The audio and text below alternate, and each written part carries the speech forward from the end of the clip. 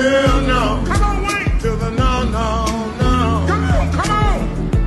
Hell to the no. To the no, no, no. Come on. Hell no, no. To the no, no. To the no, no, no, no. To the no, no.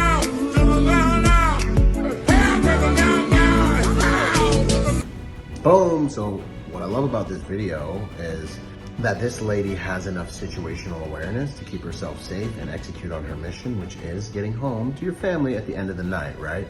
As we all know, America is now less safe as a result of this administration's border policies that have been systematically making America less safe and destroying the very fabric of the nation from within. And of course, they're doing this while they pretend like they don't know what they're doing. Like, you know, we don't even know what the impacts are. Yeah, I got a banana, I'm gonna eat this later.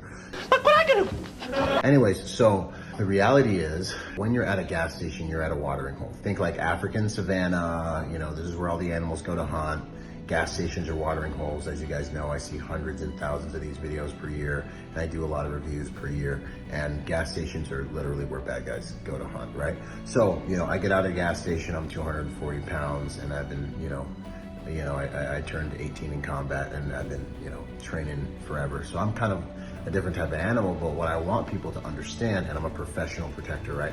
But what I want people to understand is, what's beautiful about this video is it's the soft skills that keep this woman safe, right? My people perish for lack of knowledge, right? And so knowledge and understanding and the implementation of that knowledge is not power, knowledge is potential power. If you implement that knowledge, then you acquire power, right? So she had situational awareness and she knew about this type of attack and she leveraged that intelligence to keep herself safe. So you don't have to become a 240-pound tatted up black guy who carries a gun everywhere he goes to keep yourself safe. This is a great example as to why our online library is so valuable, and you can learn what it takes to keep yourself and your family safe, and it can actually work in the real world, right? So she recognized the anomaly. She recognized that there was a $100 bill on the ground, which is a new tactic that these bad actors are using. They will lace it with fentanyl or something else that will cause you to fall out. Then they will kidnap you, right? So what's the protocol? What's the SOP, the standard operational procedure, or the policy that you want to leverage when you're going to these environments that are less safe? Real quick, in a nutshell, right? We talk about situational awareness. We break it down. We start off with context, she's at a gas station, right? So where are you going? How safe is where you're going? If you don't know how safe where you're going is, you should be kind of paying attention, right? So gas stations are unsafe. She's at a gas station. You're at a gas station, you need to be looking around and understanding who's in the parking lot. That's the second thing she did right? She recognized the anomaly, $100 bill on the ground. I wonder if that's got a hook and a string attached to it.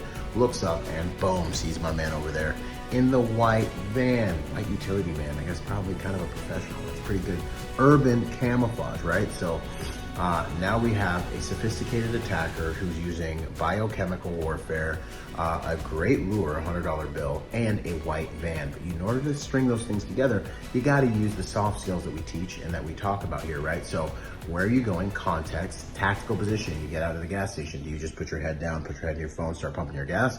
Or do you stand up, you look around, survey the environment, continue to survey the environment, and see what predators are at the watering hole, right? Who's not pumping gas? Who's not just buying something and going back to their car?